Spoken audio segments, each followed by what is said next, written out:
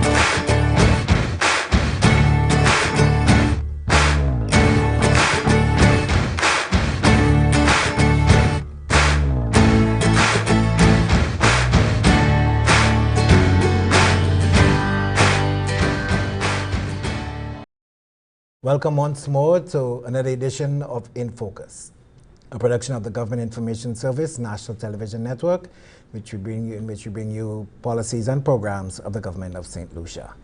Once more, we say good day to Lisa Joseph.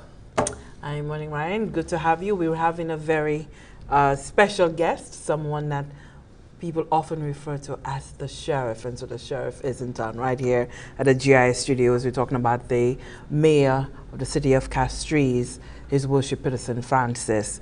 But before we get to all of that, we have good news, a recap of some of the big stories happening within the government of St. Lucia for the past week. Yes, we will start with our regular news segment, and St. Lucia is poised for another successful tourist season this winter, with the new non-stop American Airlines flight from Chicago. Tourism Minister, the Honorable Dominic Fede, updated the nation on the gains of the industry.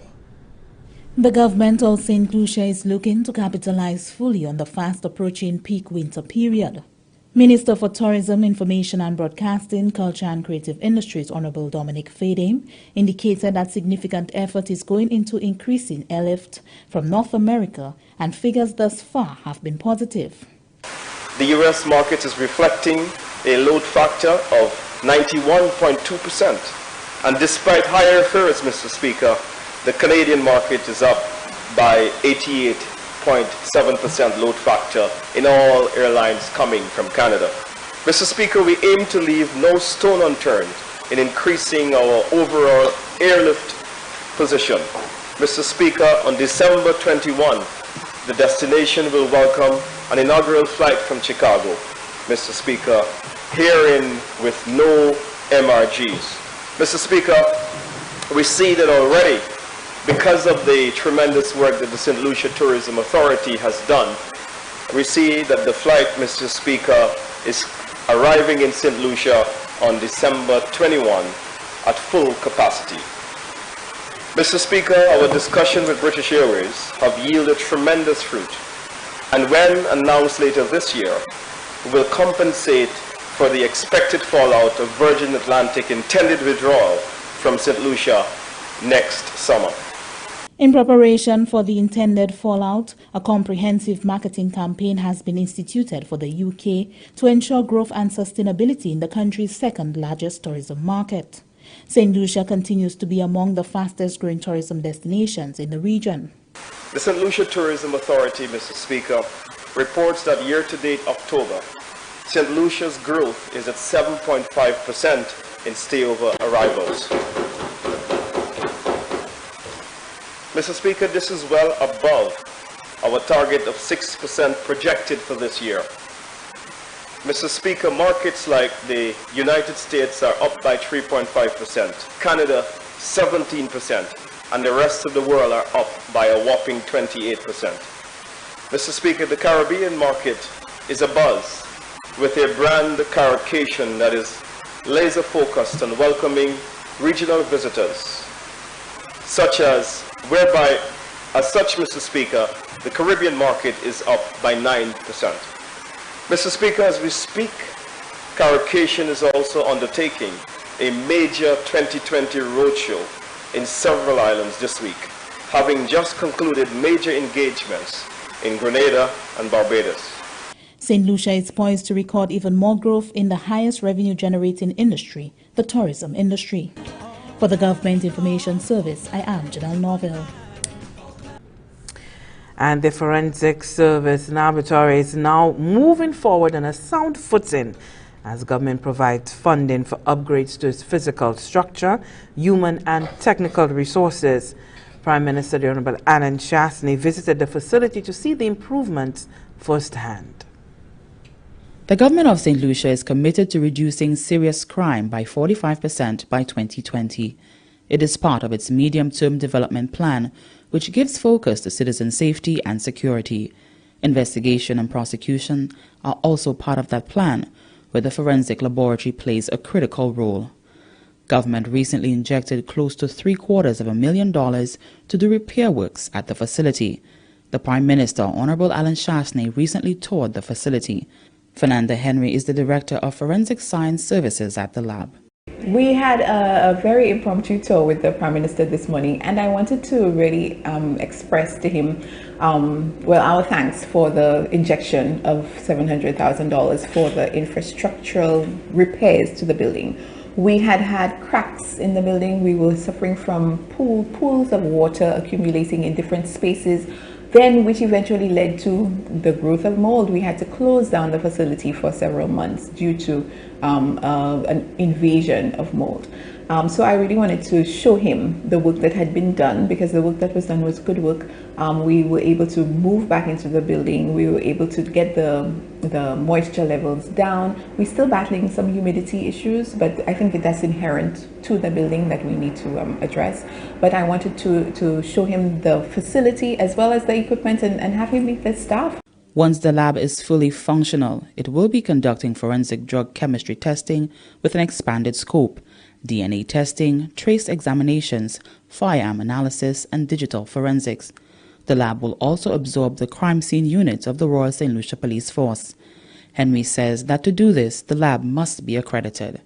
A team of people will come from an external body, a body that accredits labs. A team of them will come. They will look at our documents. They will look at our case files. What casebook have you done? Have you done it well? Are you consistent? Are you doing the same thing all the time?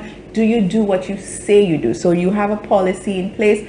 Are you really following your policy as you say? So our documents will demonstrate that. They will also have one-on-one interviews. They will also have an opportunity to see people in lab. So they will see, well, okay, is that person really following the procedure as they should? So after that, then they will sit together with us and tell us what their findings are. If they find that in some areas we are not doing things the way we say, or we may need to improve in certain areas, they will inform us.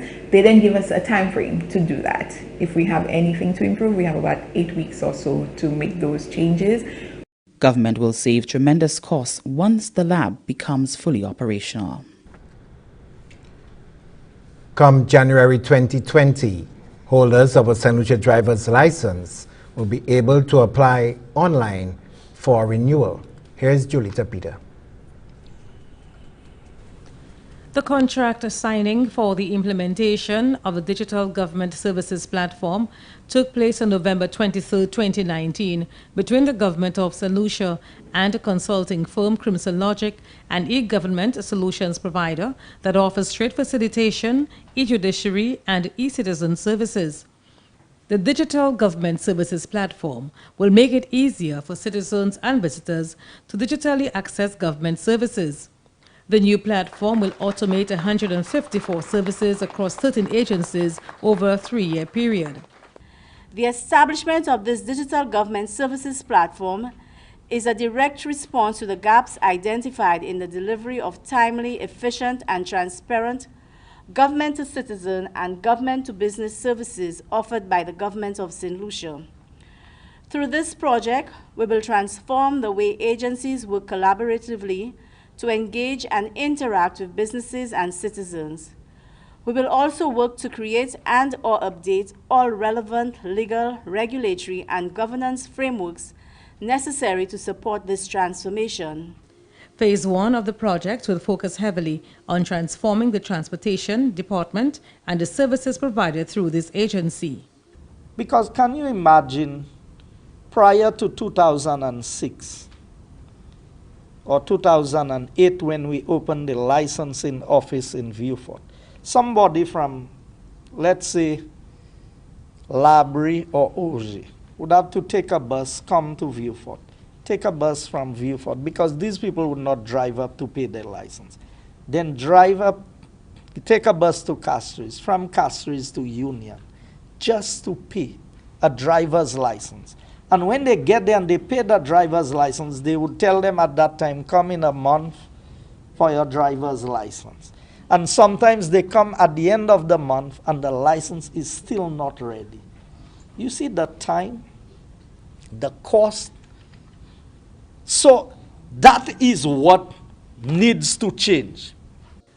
Some of the features of the platform would include online application for renewal of driver's license, in addition to e-payments for renewals and alerts and notification on the status of the application process via WhatsApp and email platforms. This is expected to significantly curb the long queues and inordinate delays experienced at the Transport Division. From the Department of the Public Service Communications Unit, Julita Peter reporting. Well, that's our news segment, recapping some of the stories we've brought you recently. Just a quick reminder of them, and we heard from the Minister responsible for tourism, the Honorable Dominic Fady, and speaking about the incentive of the American Airlines flight from Chicago, and quite useful too in that intervention, his presentation during recent sitting of Parliament, that increased numbers of visitors from the region. We also looked at two stories that we highlighted also on this program in the recent past, the forensic lab and the physical structure and the human and technical resources being given to the lab. And we also spoke about the fact that you'll be able to renew your driver's license online come January 2020.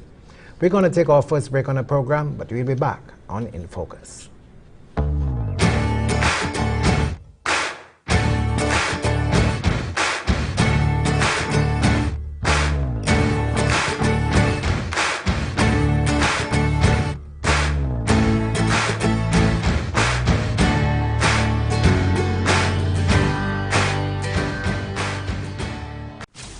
What is money laundering?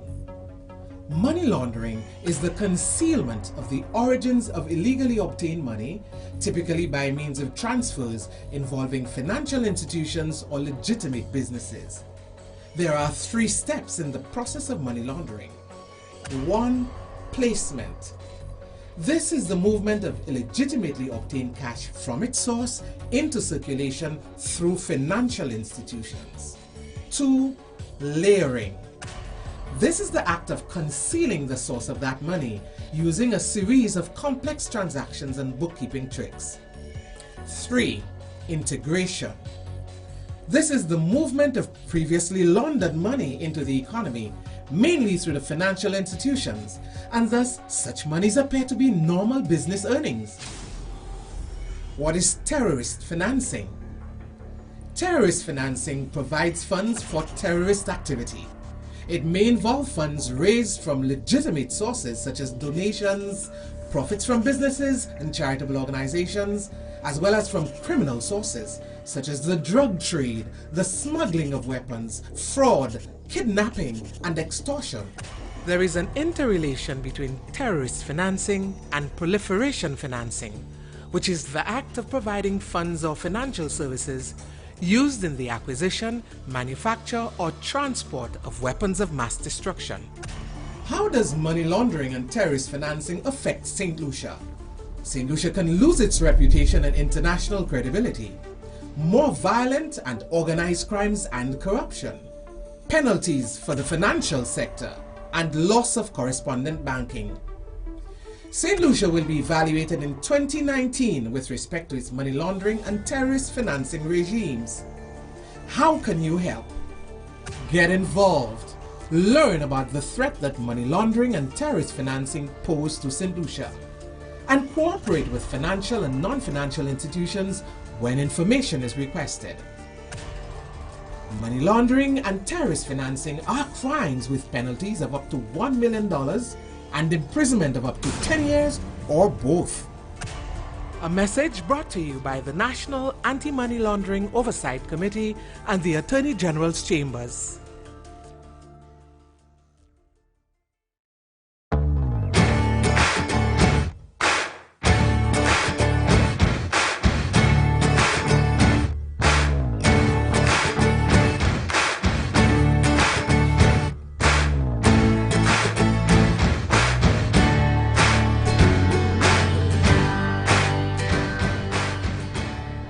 Welcome back. Thanks for keeping the focus. We part of our program where we introduce our special guests. We also remind you that we are live on the National Television Network, and you can also follow us on WVent. Lisa, part of our program, we introduce our guests today. As always, it's always a pleasure to do so. And we have with us this morning the sheriff himself, you know, and he chuckles because he has embraced the title. We're talking about the mayor of Castries, His Worship Peterson Francis. Always a pleasure to talk to you. So one who minces no words and a man of action. And for you, let's just briefly look back at the last 3 years that you've taken up the post as mayor of Castries. As we end in 2019, are you satisfied that some of the bold moves that you've taken are working in the interest of Castries and St. Lucia by extension? First of all, let me thank you for inviting me here. I hope that I enjoyed. And to St. Lucian people listening to us this morning. Yes, I would say that I have no regrets about the line of action I have taken. I think that there is much more we have to. We have not reached even a quarter, because you know that, I mean, St. Lucian have an attitude, and we have our own ways, and it will take time. And sometimes I believe, you know, as you rightly think that I laughed, I chuckled when you say about the sheriff. I sometimes believe I'm the Lone Ranger. So I'm satisfied, but as I said, I'm someone who works towards the stars, and so there's a lot more to be done. Let's get into some of the successes that we've seen for the past year, for the past 2 years. One of the biggest projects undertaken by you would be, well, to the public's mind, would be the revamping of the constabulary, city constabulary. We now have a city police department. We've seen the successes there, number of arrests, the persons who've been fined, and a sort of new dispensation in Castries. People are no longer, you know, they're thinking twice, 3 times about engaging, whether it be in urinating there in public, littering, things of that sort. The City Police Department, does that stand out for you as one of the success stories? No, incidentally, no. I'll come back to the City Police. What I believe, what I enjoyed, and what is a standard in which you have brought in, and the exposure you have given to the city, I mean the CCC, because before the CCC was just known for 2 things. I always say, first, rubbish, and second, corruption. But right now it's so gratifying. I mean, people now recognizes not Peterson Francis, but there's an office of the mayor. We had to do rounding. I mean, I walk the street. You have school children. You have from primary, infant. They say yes. They'll call the mayor. Here is the mayor. You have the elderly. You have both. People recognize this, and they realize, and they will tell you that they don't know. And that's so amazing to me when I did my tours in schools. But you have principals. You have teachers. I mean, these are university grads. And they tell you, they confess and say they never knew. Because they never saw the role of the mayor in Castries. So that is what, I mean, is awareness that I've created as far as the office of the mayor is concerned. And that is, I would say, my greatest success. The city police, yes, has played a role. I mean, when I came in, and first thing I did was to say, but we have to rebrand that place. And I could never forget that the day, it was the first day which I introduced my communication manager to the public. An extremely good friend of mine had it on his talk show, and he said, look, he's confused because that's the first time we're going to have a communication manager from rubbish. But it took no time. It took no time. Within 6 months, CCC was now being looked at. And so the rebranding worked out. And the other thing that, as you said, the city police, when I came in 2016, the first thing I said in the rebranding, we have to establish our own security. In the sense that it's not my own police force. What I was saying is that because we are in charge of the city, security is part of it. So I said that the city police came into existence. We had a constabulary. We had about less than 10 individuals, and basically what they were doing is collect taxes. Go to the thing to collect $3, $4, but they were not playing the role that they were supposed to play. And then we had all this snatching, all these things, and within from August 2016, I think, and between November we had a city police. And to the extent that you find that we had all this, so every year they had these cruise ships in that they will not come back, and the tourists now, the city police is not only for tourists, it is for our own people. But we must understand that it's basically the breadwinner right now, the tourist is the breadwinner. So we have to protect it. And sometimes we believe that we're interested only in foreigners. That's not, but that is, that's our livelihood, and we have to protect it. And then you find that every day you'll have that tourist is involved in something, somebody's trying to snatch someone's son. And it was so gratifying. After the first year, we were written to the Cruise Ship Association. Everybody said for the first time, they did not get one report from the cruise lines talking about these petty crimes and what has been happening. So we have been able to maintain it up to now. That we have, they are not getting any complaints.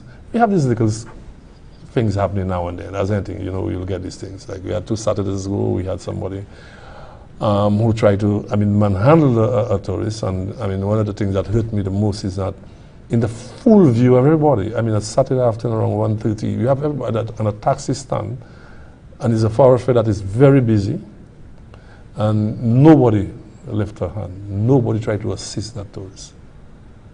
But we did what he had to do. We know who they are, and we get the information right away, so they are now in hiding. But we get that. But that is why I had to put a press release that we still have what they call citizen arrest. So that's the context within which, the statement came. The statement came. But if you look at the comments on social media, am I going to put myself in harm's way for what? But these are the same people that is on, what are you doing? What are we doing? Every two people, you can't walk the street. But right now, people could walk the street, and the city police is doing a fine job. Although, I would like more, but I believe sometimes I put too much pressure on them. But they are doing a fine job, and people now tell they walk Castries, littering, the place is clean. We don't get the type of smell we had to get before, and we try our best. Mr. Mayor, it is quite obvious that the physical presence of the group from the city police really brings a great change to the city. And I think generally St. Lucians accept it, maybe not just in Castries, but the island as a whole, because people interact, they move everywhere on the island. How difficult was it to actually implement the city police, and maybe what the structure is like in terms of the command and the day-to-day operations of the city police? Well, basically, we operate similarly with the Royal St. Lucia Police Force. We have a chief, we have deputy, we have sergeant, we have corporal. We basically but we are not the authority. As you said, the Commissioner of Police is by law or by the Constitution is overall in charge of security of the country. So we basically work with the commissioner. Right now he's the one who gives them the oath of office. If he feels that the person doesn't deserve, he doesn't. There is nothing we could do about it, because we have a present situation on our hands which we are now dealing with. But yes, we have the same structure as a thing, probably not the same uniform. Although you see they look similar, but you'll see the stripe is not similar. But as I said, I mean, people has embraced the city police, and we want to continue. You know, it costs a lot of money, and one of the things that the problem we have is that after we have to do all these things, we do not get the finances from any of the organization that is benefiting from it. We look at the tourism authority. I mean, what do they contribute to for that? But before everybody writes to the city police, before they write to the commissioner of police. Understand? So these are things we are looking at, and we have a strength of about 43, which we'd like to see more. And I should also report, we are the only, the city police is the only security, I mean, apart from securities that work, but we work 24 hours. While we have people, you go to certain places and you know, the police station at certain times closes and so on. We are not 24 hours. So if the little 43 we have, we are doing amazing things with them. What's the feedback like from the business people within the city? Well, I noticed you've gotten some sort of support from one local business person in terms of your own transportation arrangements, but what is sort of feedback you're getting from other members of the business community? So not just of what you're doing, the impact of the city police, and what are their own prospects in terms of working closer with the city police to ensure that the safety of their businesses and the city in general? Yeah, well, again, after the establishment of the city police, you realize that, as we said, you'll have these little things now and then, but you see the break-ins that we had that was so regularly, that has come down. I mean, you'll find that you'll have a mad person who will just break a glass now and then. We can't expect it to be perfect. We can't expect the city police or the rural Sunday police to be everywhere at every time. But that thing has, in other words, they feel better. But again, in St. Lucia, we want everything for free. We're clamoring for things, but we want it for free. Apart from Mr. Cherokee, who have come forward and give us a vehicle that we are now doing, we are better to do patrolling, especially like right now, we have about 3 cruise ships. We are up and down the highway. We have people on the highway. People are feeling safer on Jabati Street. We know that was I mean, such a generous, that is being manned now. But where is corporate St. Lucia coming in to help the city police? Where? In St. Lucia, we only want to receive. But the St. Lucia Chamber of Commerce, I believe you've had at least 2 meetings with the chamber. On a collective end of things, has there been any sorts of suggestion or the sort of proposal that the chamber would step in? The chamber is, we have regular meetings with the chamber, although we have not had one or two for a while now. But that is in train. The chamber is very supportive of what is happening. I mean, even we realize that even as far as vendors are concerned, I mean, you don't have you look at the boulevard right now, I mean, certain time we allow people to vend there, but that is something of the past now, where you can walk the sidewalk and so on. So the chamber is very supportive of our city police, and we expect things to come. But we have the private individuals who are benefiting greatly. But we are calling them to, I mean, partner with us. Right. The Christmas season, it's going to be ramped up. We're getting much closer.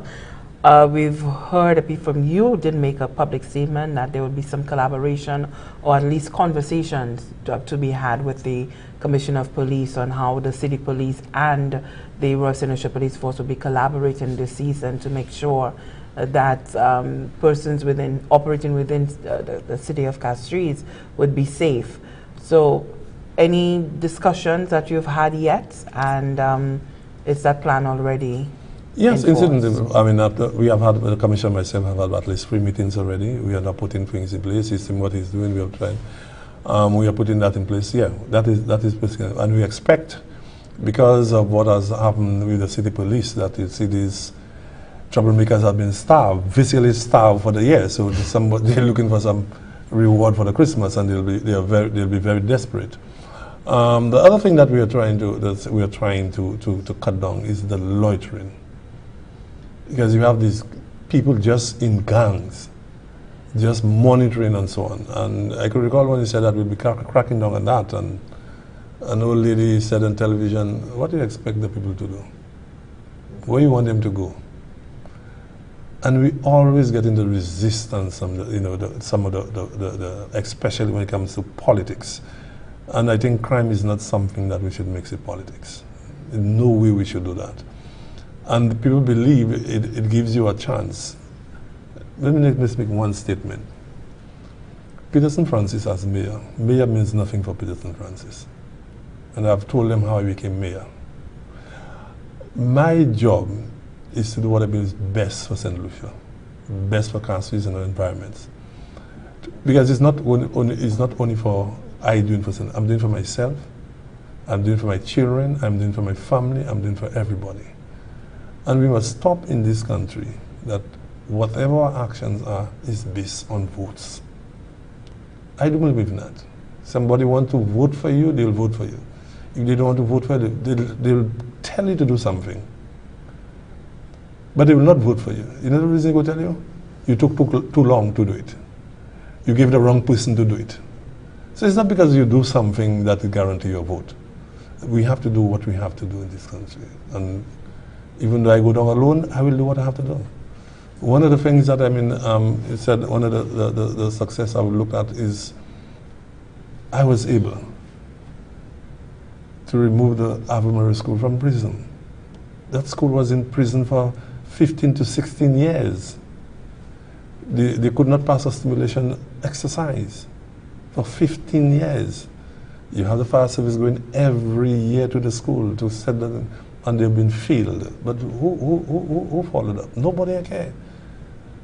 And I could recall going to the fire chief and said, "No, the only time we will get up is when one of the, I'm not praying for that, but it's when one of the little girls get out of the gate, and we did not hear anything about that child again, that the whole of St. Lucia had been uproar." And we didn't. And we were able to remove that shackles around the school. If you pass there right now, the children have peace, although now I hear is now bomb threats. But right now, the children have peace. I'm so think to see that the school probably, I hope they're making money, because I'm seeing a lot of people advertising on the wall right now. So these are things, we have to do what we have to do and forget about the politics. And nobody will accuse me of politics. And you just alluded there to the situation with vendors within the city. And part of the whole rationalization of what's going on, you have started the vendors registration program. How has that been received by the vendors? Yeah, it has gone very well. They're very grateful about it. I mean, because it gives them certain benefits, like what was happening before. Yes, you're renting from us, especially our facilities, but for you to go to the washroom, you have to pay $1. Now, let's say, for argument's sake, in the craft market, where they pay about $3 a day, you have these ladies, especially elderly ladies, will have to go probably about 4 or 5 times to the washroom. So that's $5. So right now, they are able to use the washroom free. So the money they used to pay the washroom, they now could pay their rent. So but as anything, you know, they still have challenges. I've called, and we have an association. I am personally disappointed in the association, because there are many more things that we've done for the vendors. But the registration is similar, and there always seems to be a fight between me and the association. There's no fight. I'm just want better for the vendors. You go to the market, you see everybody is the same thing. What has happened to the vendors? Nothing. They are not going anywhere. Not even in purchasing. I mean, this is supposed to be, it's an association. It's supposed to be your members. You're supposed to be trying to see how we could get things as a group. I mean, cheaper for people to vend. We don't have that.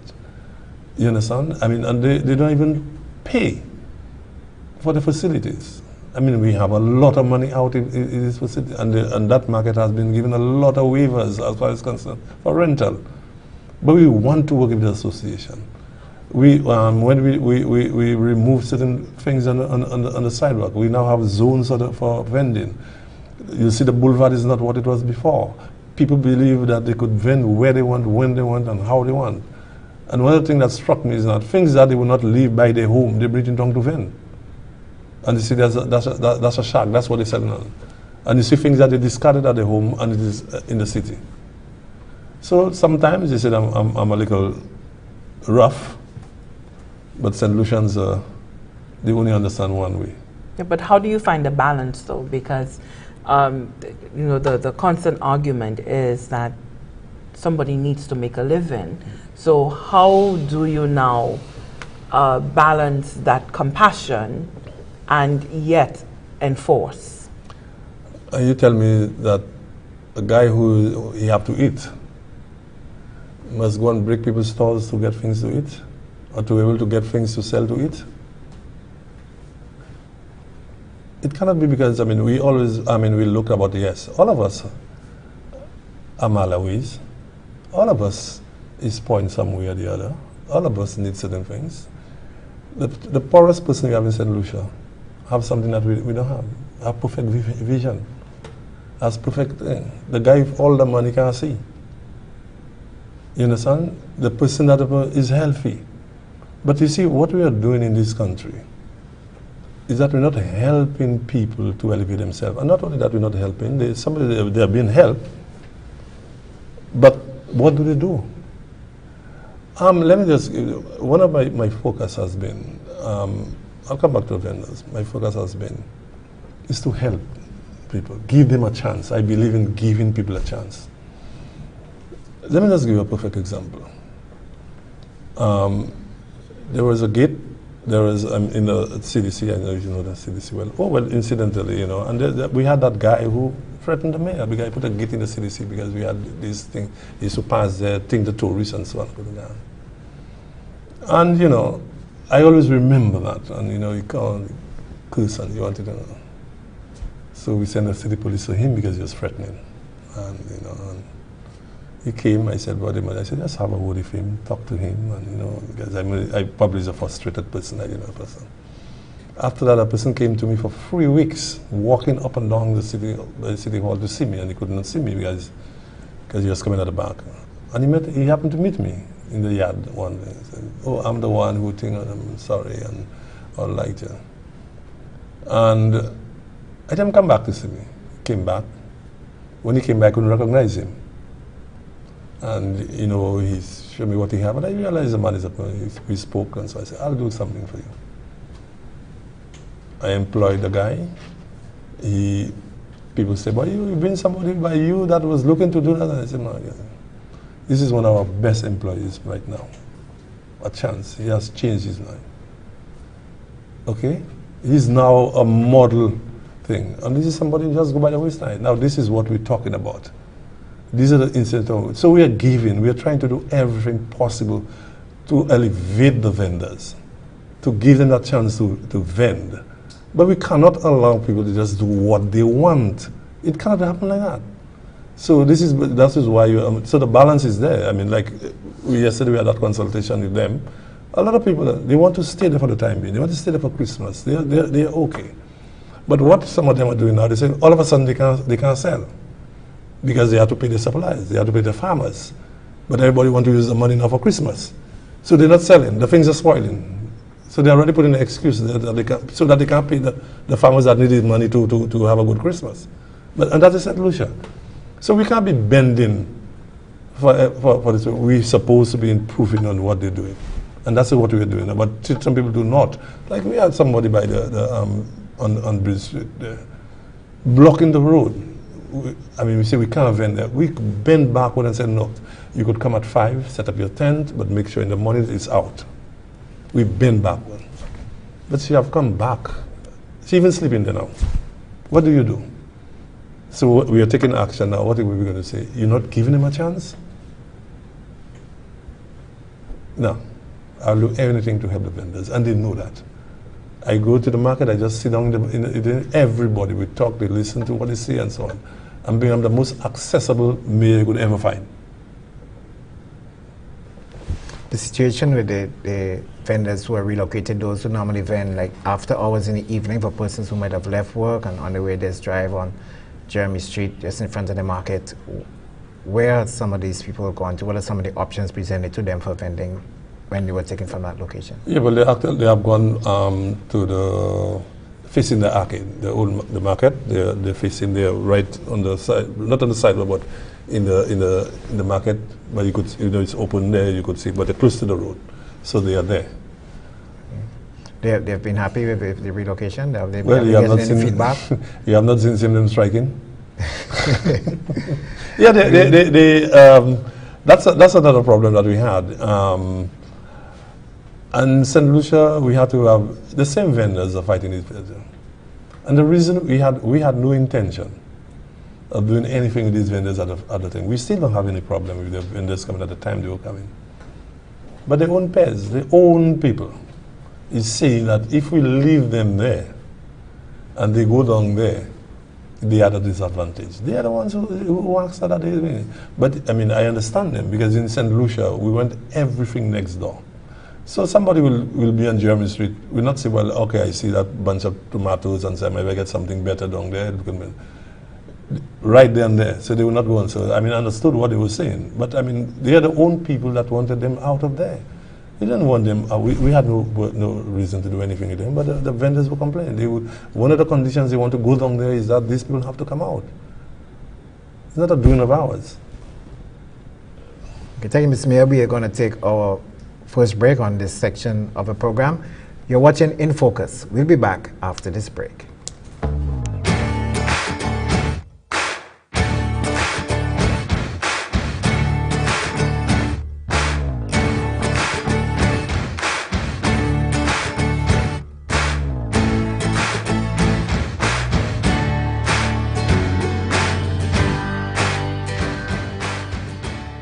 How have you been preparing for the extreme weather that we're expecting with climate change?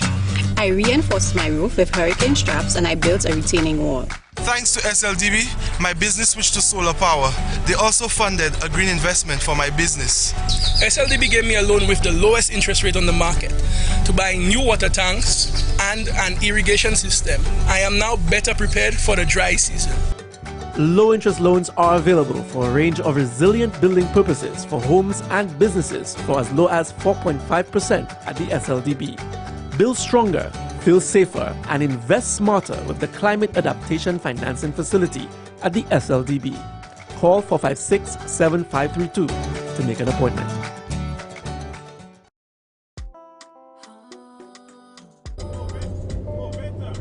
Yeah, my G. Yeah. The road clear, my G. Do road. I don't feel now is the right side. Are you mean by the road clear, my G? Do road 120. Yeah, man, that's how we do it. Like real boss. Boy.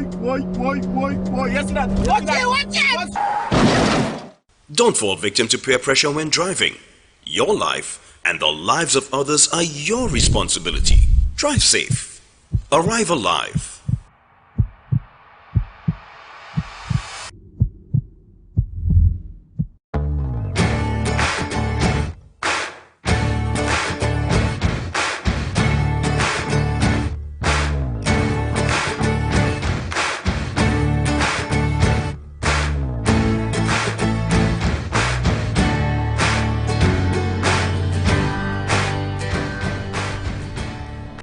Thanks for staying with us. We continue our discussion with Mayor Peterson Francis, and we were getting into the aspects of the vendors and touch on the craft vendors and also the provisions to the market, but also know that there's the Castries Market Redevelopment Program, and you know there's a lot of scope for this, not just for local persons, but generally it's been touted that we're looking at making Castries Market a model for the entire Caribbean, and maybe even making it one of the best in the world. You know that the age factor of it. So maybe you can give us some general thoughts on the redevelopment, maybe even by telling us what stage it's at right now. Yeah, well, as I say, we're doing it, not really a total. I mean, because we have the food market, we know that we have to preserve our craft market, which is get some, international recognition. We started with the provision market, which I'm happy to report now that has been completed. We are now we now put some netting. We're now working on the stall for the vendors and do the redo the washing, the washrooms and so on. So that part is done. That's part of the first phase.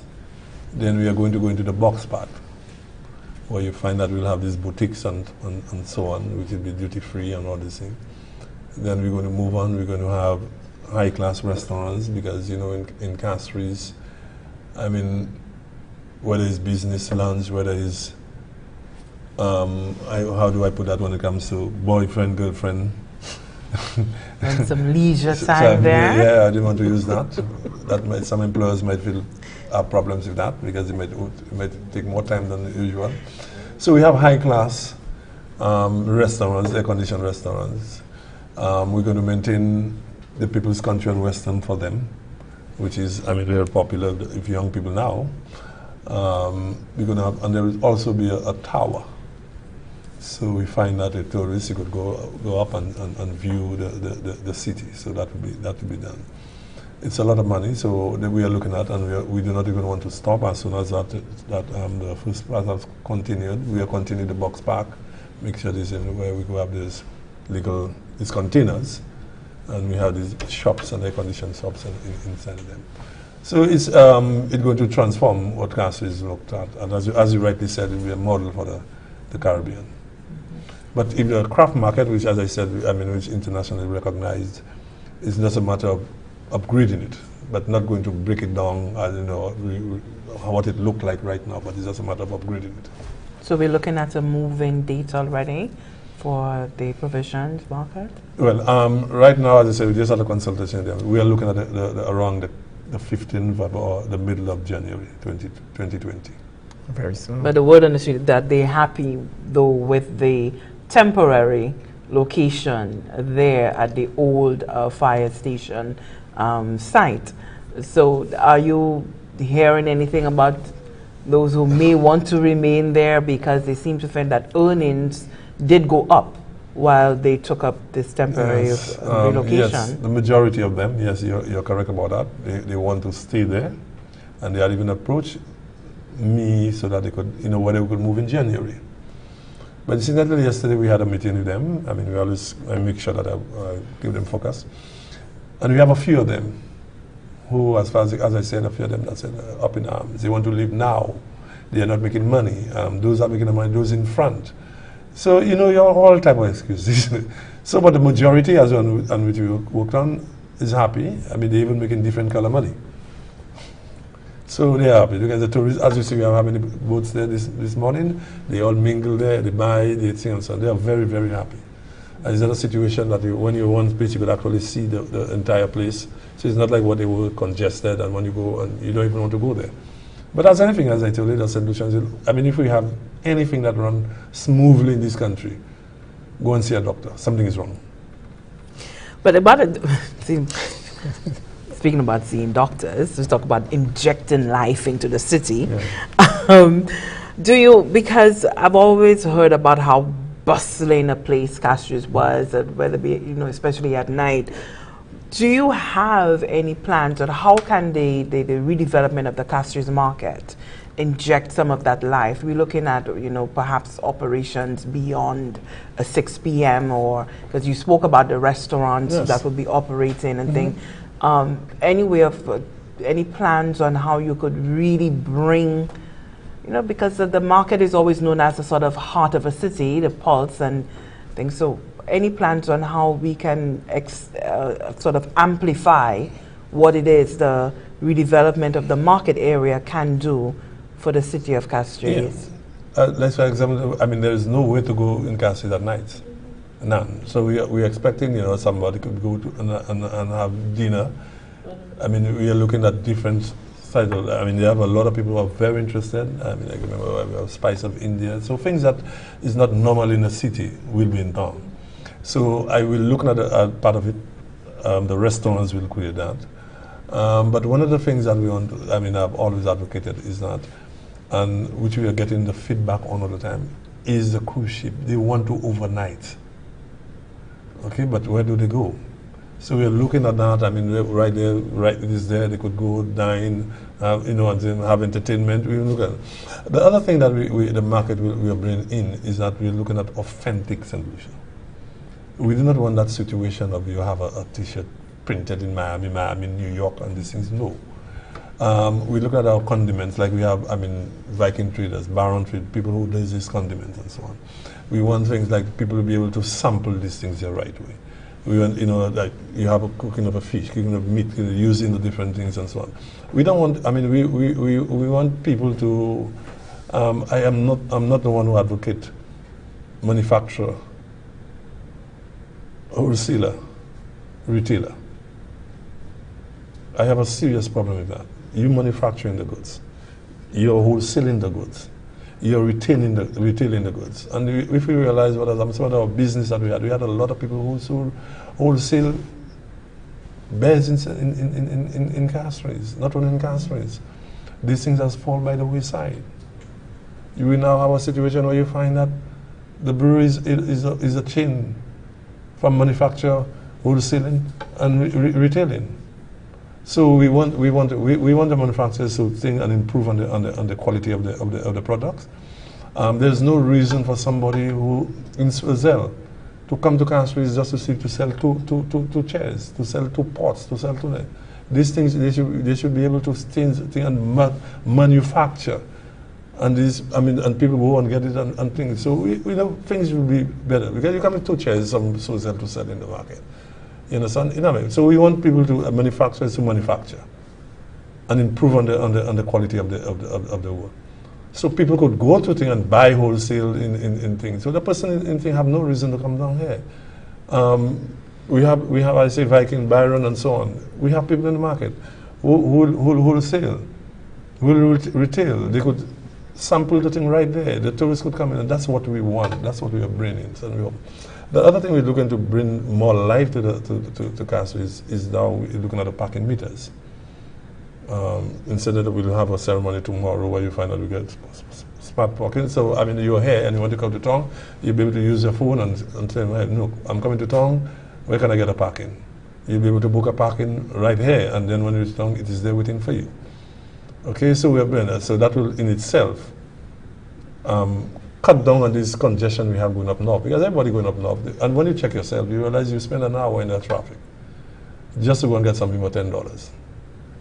But the fact is, when you reach there, you will get a place to park. So we're expecting all these things now to change the ambience of Castries, and we are looking right next month. We'll have the smart parking, and so we're trying to improve it. So with the tourists being overnight, obviously there are things that will develop right away. Why can't we have what we said, the city nights?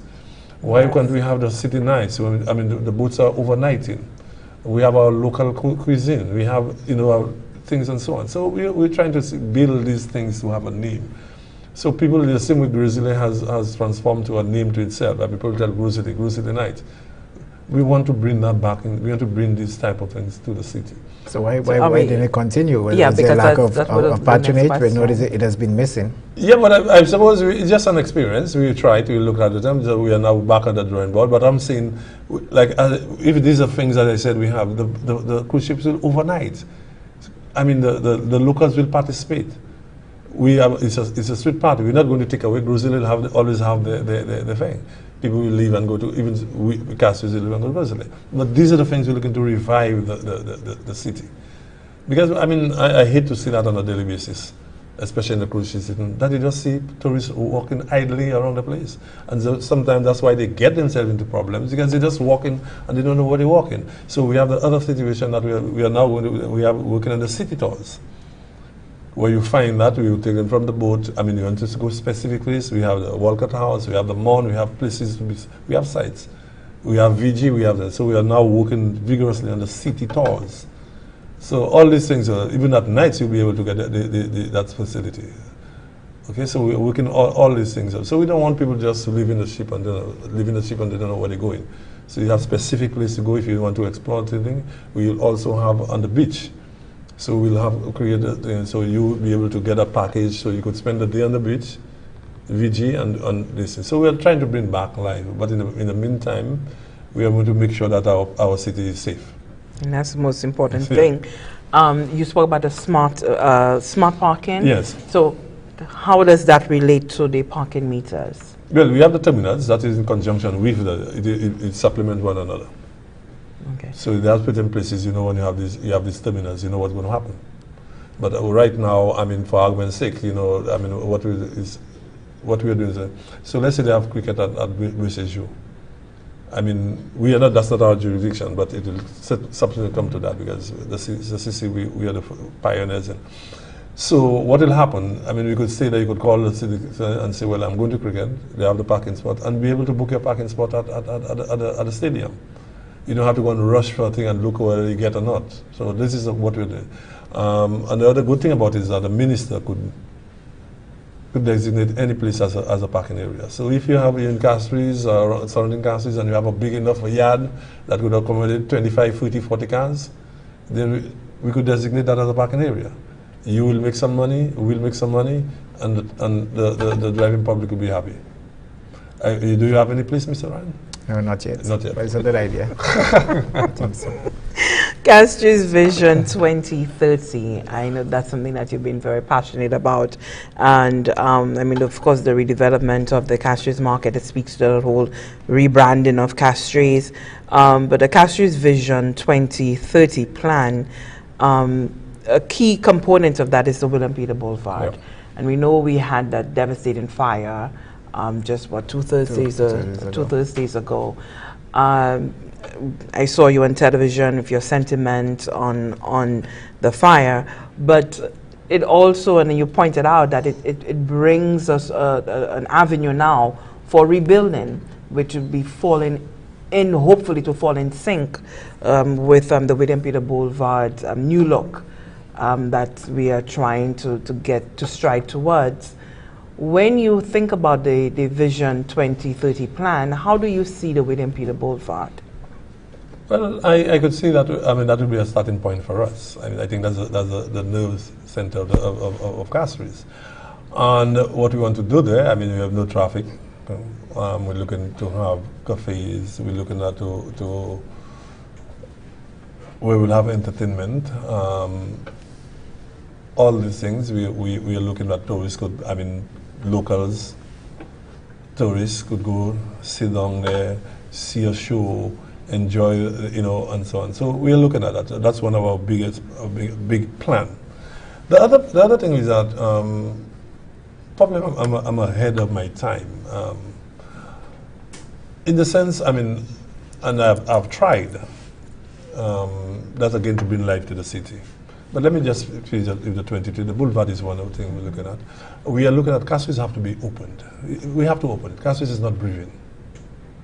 Okay, I mean, and I know that the Prime Minister is very passionate about that, in opening Castries. So we are looking at the Printry, we are looking at the old courthouse, and so we have open spaces. We have the green spaces now, and I mean, we are now going to look at the facade of this, make these things green. We have to, you know, let Castries, I mean, breathe. That is my vision. So you're giving more areas so that people can mingle, because, not to cut you short, but just to interject there, when we look at Constitution Park, the new look of Constitution Park, it is so lost. So it doesn't have that wow factor effect, because it is so situated between, you know, these concrete structures there, and it's not lending anything to its design. So it would be nice to see that entire area opened up with benches, I would imagine, and you're right. So, okay, so that's what we are looking I'm running ahead with my own vision. Well, I'm looking for every little bit of info. So, right, we have that. We are looking at the port. I think the feasibility study should be in shortly. We're looking at to move with the cargo port there. I mean, you're looking at your city, and you have the cargo port. I mean, it does not look good. So we are looking at the port being relocated. We are looking at, I mean, if it's like Bannon, right, I mean, which I had to clean. I mean, I did not like them, and certain people, now you could see. So that's prime areas, and we have 2 or 3 huts and so on around there. We have to do something about that. But to getting these people, and these people have been allowed to stay there a long time. Now, what do you do? I mean, do you take these people out? And one of the problems that I have, where somebody's living, they're not paying anything, they live, whether they have electricity, they have water, they have whatever thing, they are comfortable. And I think one of the mistakes we make, we say, not. We're going to take you out there, we'll build a house that costs $350,000, but we know we'll give it to you at $50,000. That doesn't help the person. You're just transforming one ghetto to another ghetto. That person, you're not giving that person a loan. You're now telling that person to have to pay a mortgage. The person doesn't pay it after how many years? You now take that same person to court for not paying. That's not improving the person's life. If you're going to transform them, you have to give them something, whether it's life enjoyment, but you cannot take somebody from a situation where they have no mortgage and they don't know they're surviving, and tell them, look, something that costs $400,000, I'm going to give you for 25. It doesn't mean anything to them, because right now they'll end up, you'll take the same person to court and not being able to pay. So that we're looking at that. I mean, we have big plans for Banana Bay and so on. So we are opening Castries. So you'll find that if everything goes fine, you might even have a business hotel that you could come like Pond Surfing on the docks there. You're right in the city. So that will be opening little conference rooms and opening these things. We have to be so the plans we have maybe is very ambitious, but we are persevering. Yeah, Mr. Mayor, we're going to take another break on our program, but we'll be back. We'll keep that same trend. You're watching In Focus. We'll be back after this break.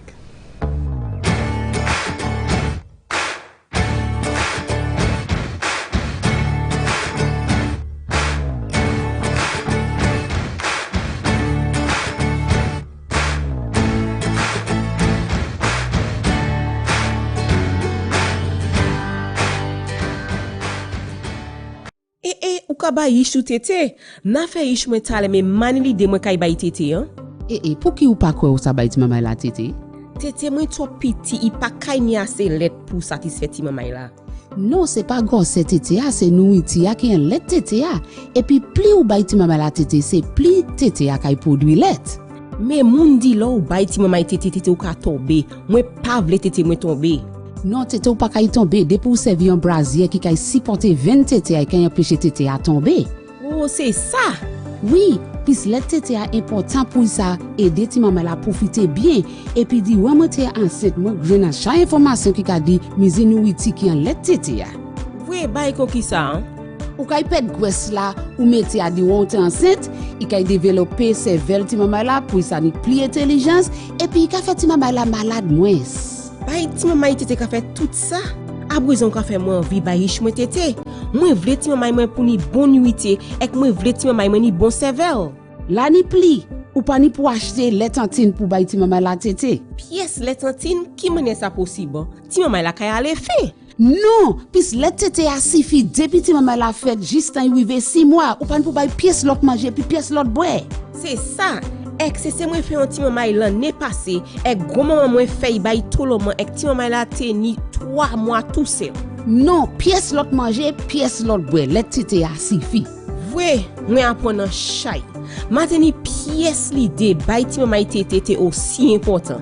Oui, let tete a toujours c'est plus meilleur, il kay été plus meilleur et puis c'est un bon bagay pour tout ti mamay. Et bien moi kay bay ish moi tete lay fait. Moi content moi parler ba aujourd'hui à madame. Moi content ça et puis moi voulais encourager pour ça bay issue tete et puis ou kay encourager gens aussi et puis toute femme la qui let tete a c'est qui plus meilleur pour petit bébé a.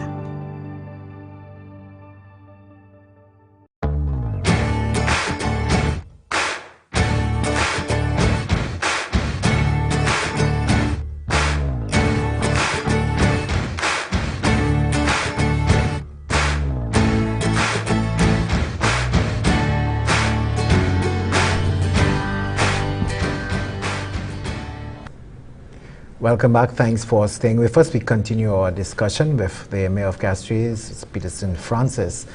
Francis, before we went to the last break, and part of your disclosure was matters relating to the banana and the cleanup and some of the plans that one for there. We know it was a bit touchy at times in terms of, you did mention the relocation, the appearance, and it's probably one of the first areas that cruise ship passengers coming into the city of Castries would have seen as they enter the harbor.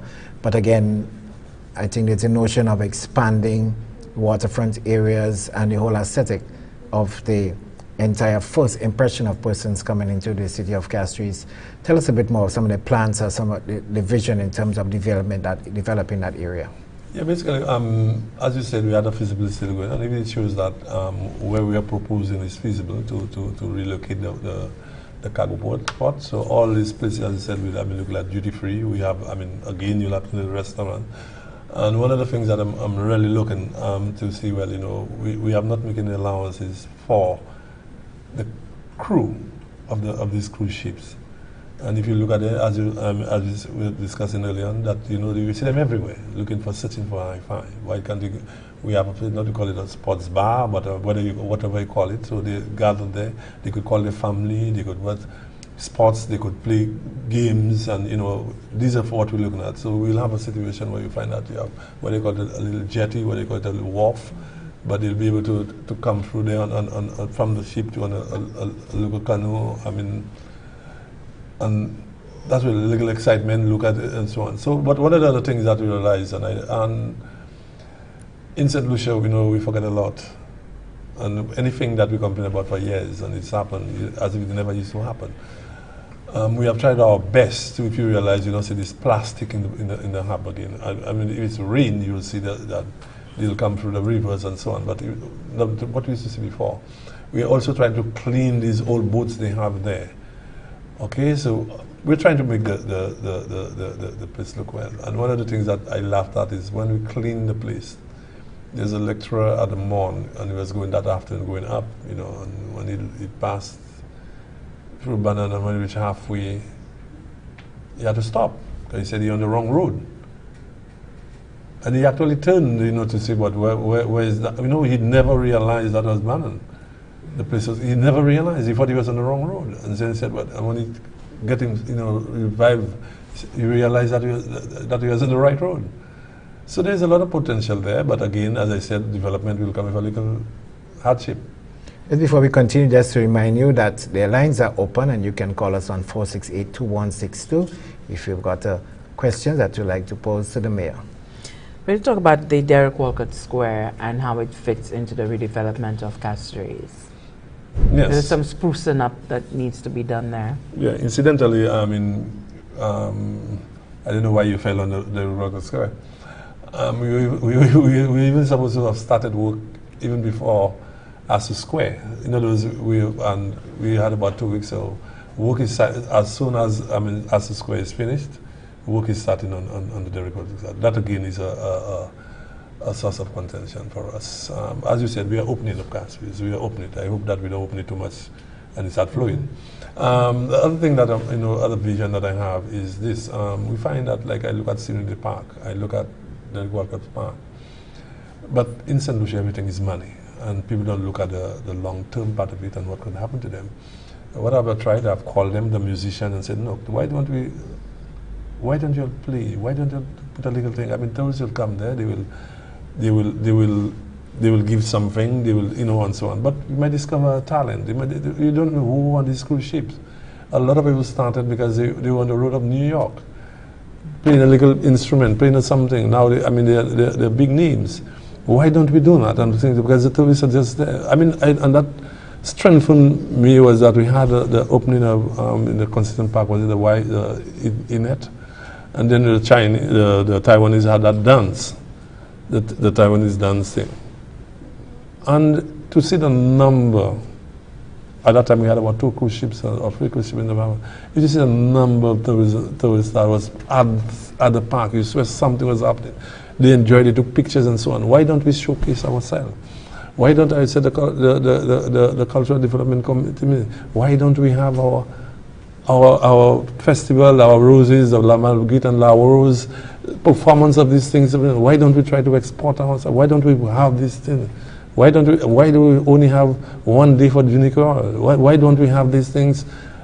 We expose the people to these things so that they know that we have one day we celebrate. They'll come down. There might be a special ship coming down with that, the tourists and these things. Why don't we do the things that we knew before? Why don't we encourage our young people that we used to do wooden thing, we used to do tops, we used to do all these things. There is a lot of things that can be done. Our youth are just growing. They don't know anything about our culture. And why can't we have the flowers, the thing, and being performed? Like today, we have 3 cruise ships there. Why can't we have these things being done in Castries? That's part of our culture. So do you think that, because you're talking about the synergies with these other organizations, so within the restructuring of the CCC, is it possible then that the Office of the Mayor can take the lead and liaise with other organizations to create all of those sort of opportunities? Yes, we can do that, but you know the mayor is always under pressure that he's taking over. Like you find that even on social media, you see people saying the mayor must stop playing commissioner of police. They're not looking at the security of the police and what they're trying to do. I'm not trying to be commissioner of police.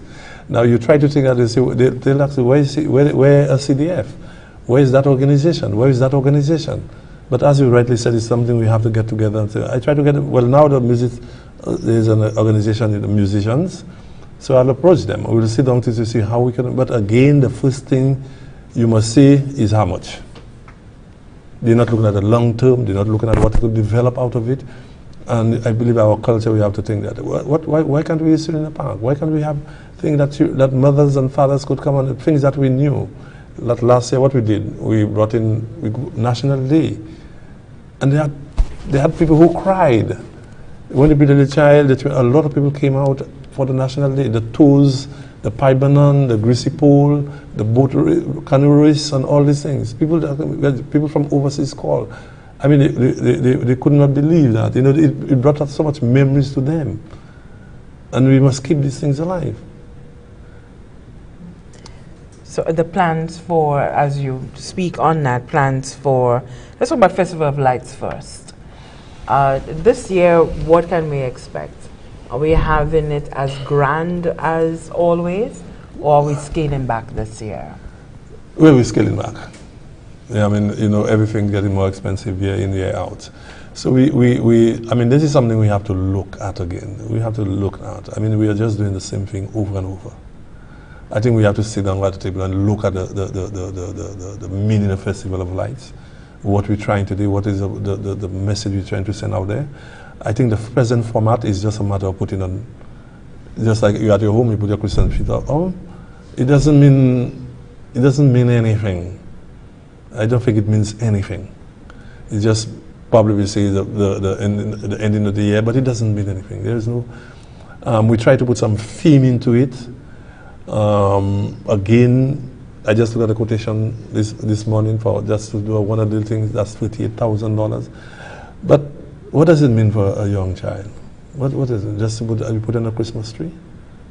The lights is just been put on. So I think we have to sit again and look at that. Let it mean something. But though you scale them back, there will still be an event. There will be an event, but I think it's something we have to look at. We really have to look at Festival of Lights. And so then for Asu Square? Yes, well, I mean, I always said, I mean, I got a lot of stick for it. I always said, it's true, but as we might see that as expanded. But Asu Square is square. And if you take it from any other venue, it doesn't matter, because the whole spirit of it is squeezing, meeting, flesh. That's what we know as little children. We know that, I mean, you go and take school and put Vishuju, it doesn't have the meaning that we grew up with. So if you realize the last 2 years that it has grown, people has come back, it has brought some memories. We had some people who stopped me and said, look, we had a lot of people on the square last night. So we had a lot. And so if you realize we have expanded to the boulevard, to these different areas, so that put up games there for the children and so on. So it's getting back, because that's what we know. There's nothing about too much, it's too small. You don't hear anybody complain about they could not move around, that the venue was too small. No, that is what we know. And we're trying to bring back, I mean, one of the things that the old things we don't do these things again, because what has happened, we allowed all the people with the knowledge die, with no documentation. And they have not done. Look at what has happened with Country and Western. Country and Western was a country thing. Who was not dancing that in town? But right now, when you go there, you don't even see elderly people. Young people alone, you see well-dressed, go to Country and Western. And the Country and Western, do you get fights? I mean, now and then you have a drunk man, you have a drunk woman, you have a thing. But do you hear at Country and Western? Do you hear any violence? People leave Castries and they go. So these are the things you say. So we have maintained that, and people have catch up to it. And this is what I'm saying. If we take that from the Country and Western, which I believe that's a country thing, now people in the country don't even have time to dance, because we have taken over that in Castries. The entire place is going. When you see Friday, Saturday, Sunday, that's it. When you see somebody dressed, they go into church, they go to Country and Western. So these are things I'm saying we have to, we have to bring back, we have to maintain. You know, so little boys could go and look, little girls could go to, let's say, Sweeney Park, and you know, that was Sunday, like they could do the top, they could see how the top is being done, how the wooden trucks is to be done, they used to, you know, and so on. But we have Junocale as one day. We just have it as one day. Lots of ironies there, especially when you look at the traditional festivals, New Year's, Asu Square and stuff like that, because some people might make the argument that some people might not even know Square, being on Square. It might be older persons our age group and persons who knew it then. Yes. Because the fact that it was moved from there and other venues, there would have been persons in the interim who never knew it at Square. But now that it's back there, you find, well, that's where you get some of the different opinions, and maybe too small and stuff like that. But it's good to see that the original concept can still be maintained. But from what you said, as from Lisa's question in terms of the Festival of Lights, so I take it that you're looking for more variety rather than just putting on a light. Did something that would attract and give you that feeling for that particular time of year to fit in with that theme. That's correct. Yes. But you see, the other thing that we have done is commercialize everything. So people don't look at the value or the cultural heritage of it. We look to make $1. You understand? So even when you go to Junocale, I mean, what do you think? Is a normal thing you have people who come with the fried chicken, they come with this and so on. It's not anything that you could, hey, they used to do that in the old times, that's how these things taste, that's how, you know, and so on. You know, we are losing our values. Yes, because one of the thoughts that just crossed my mind is that what you would have is that there'd be the grand ceremony, the festival, the light turn on, and then the square would just be left there until the lights are down without anything happening there. So maybe there's an opportunity for maybe agency like the CDF to put on maybe like carol performances, different groups come in and use the square for occasions and different theme nights throughout the festive season. So maybe that's one aspect that they can go to keep the entire place lively. After that, you just pass on and say, the square looking nice. Yes. I look forward to it. Yeah, I know. I look forward to watching the lights. So, and where did that originate from? From your childhood? Yes, from my childhood. That's right. Yes. So it still, always, it still holds something to you. And this is what we're trying to do. I mean, you've been one of these young people there right now, they look at me, that's just like putting the lights on at their home. The Christmas tree, they look forward at their home to have the Christmas tree. Oh, I attach a different sentiment, but yes. That's just to me, because my home could never look as spacious, you know, vast as the Derek Orchard Square, and having those lights all over. And of course, too, not just that particular area, but to extend the decorations beyond. And I think a few years we've seen that along Bridge Street. You have something coming down the John Compton Highway there by Jeremy Street and so forth. So then you really give a feel throughout the city area. And as we come into our final moment on the program, you have been engaged in a number of sort of twinning exercises, projects, agreements with a number of other cities. And I think I've gone as far as New York. I know that there have been at least one MOU signed, I believe, at least with assistance where it comes to police and security and so forth. What would you say the sort of tangible benefits these twinning agreements have brought for Castries? I hope you're not touching that, because the interview is going so well that I don't want to be controversial. One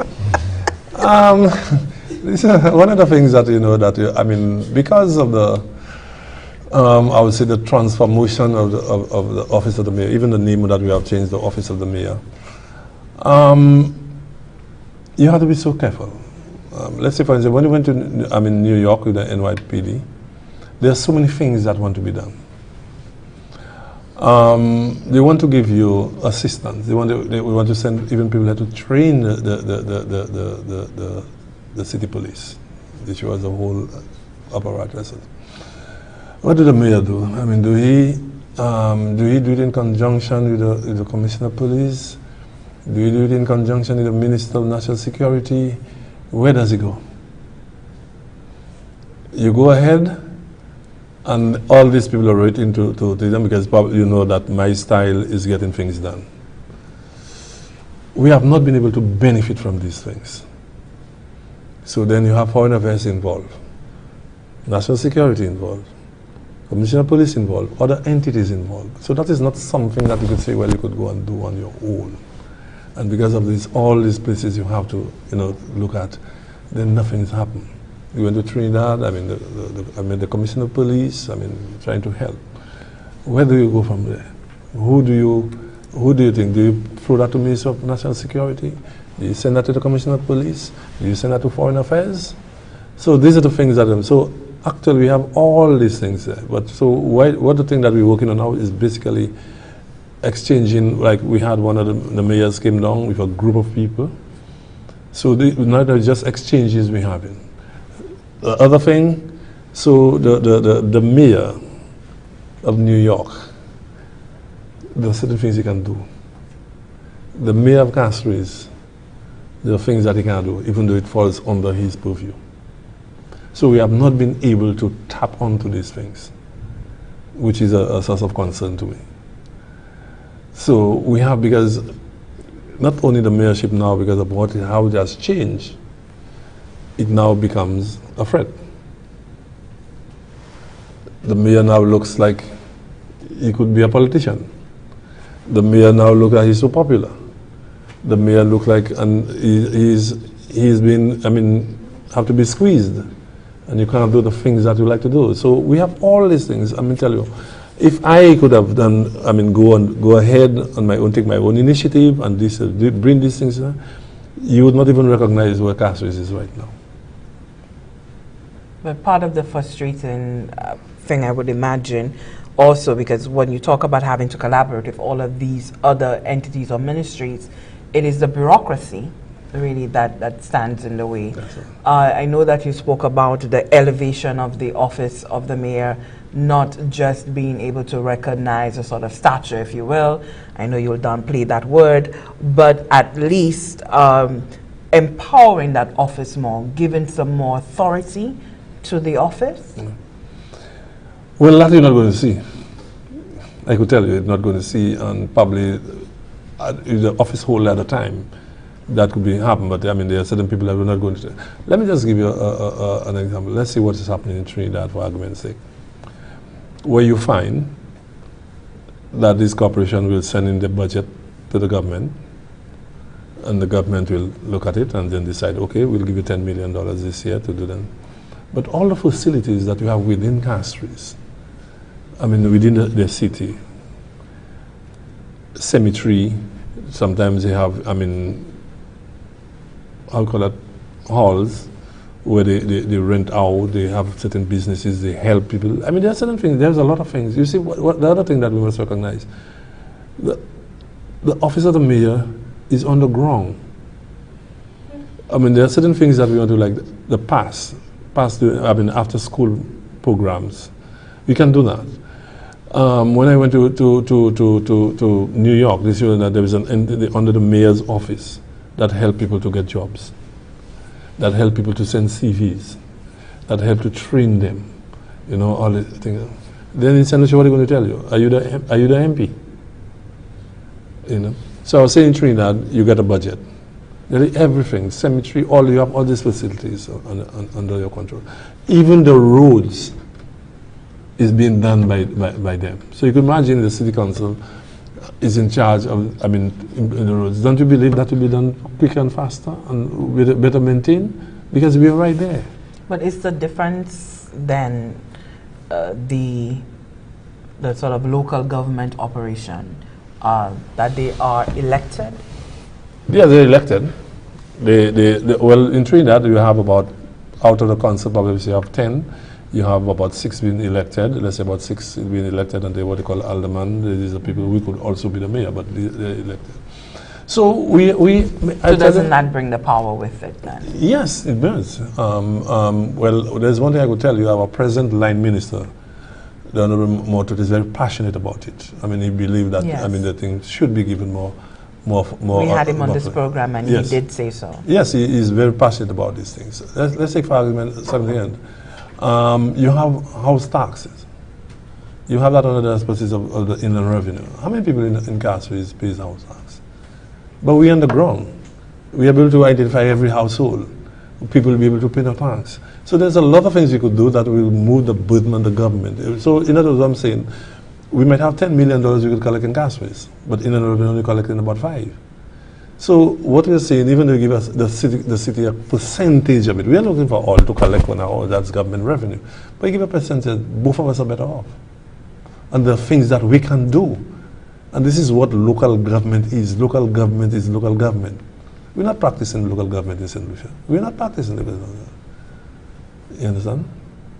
So until then, we're going to move the same way. But I'm trying my utmost to change the perspective of local government. It's a great irony because since you're not practicing local government, and I know that you've been so much in the spotlight, basically in terms of the attention the city has been having and the initiative that you've taken, and we know that there are towns and village councils and maybe the same recognition of different persons that quote-unquote mayors, and there's particularly Grizzly and Beaufort, they're the ones that, apart from Castries, that you hear that much more about. And so the prominence that you've had and the work that you've been doing really make you stand out, and the council. And it's a great paradox because if you're going to get the local government more involved and then you're going to face the pressures of what you just mentioned, it's kind of a bit tougher to maneuver within that and to work within those parameters. How much has that been of a challenge, I know, overall in carrying out your duties? Well, as I've always said, the mayorship means nothing to me.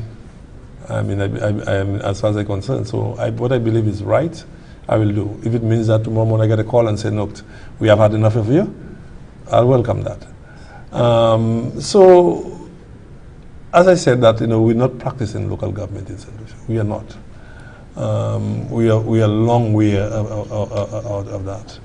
And as you say, it takes a personality. I mean, there are things that, the Act would have said that public thing I did that was not right in law.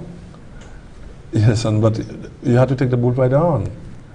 So as we say goodbye to 2019, for you, 2020, what if you can give us at the top of the list of what you would want to embark upon for the new year, what would that be? What that would be is to improve on what I've been doing. I mean, I'm very passionate. There are 2 things that I'm very passionate about, is security and the environment. If today I'm in government, I'd ask the Prime Minister, I only want 2 portfolios, security and environment. Both of them is clean. And so, I mean, that's basically, I want to see St. Lucians could walk not only Castries, but St. Lucia freely. I would like people to express their views. I mean, a lot of us believe that when you've been criticized, that the person is your enemy. I mean, we know people who will play politics.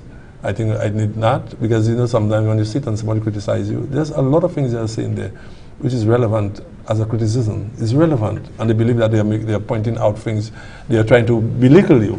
But most of the time, and if you listen and you go through it and so on. So I mean, you find there's a lot of things you can do with it. So I would like to continue on the 2040 vision. I think Castries have a great potential. I know I got myself in trouble with seeing the building, as you rightly said, that it gives an opportunity to start the process, the boulevard. So if Peterson Francis are wrong, the next time I'm on NTN, Castries, maybe you'll be able to go to Castries by helicopter. Thank you, Mayor Francis. Very powerful, and we're happy that you're able to end on that note. And we're particularly happy that most of the talking points you wanted to get through you today, we actually did succeed. So I think that is really a great credit to your ability to rationalize and give us your own point of view on that of the Castries Constituency Council and its operations. And I'm sure on Mrs. Baffert, well, we wish you all the best and that you continue to face the challenges and to be a best for the city of Castries. That's the end of our program for today in Focus. We're happy that you're able to stay with us. You can join us next week for another program.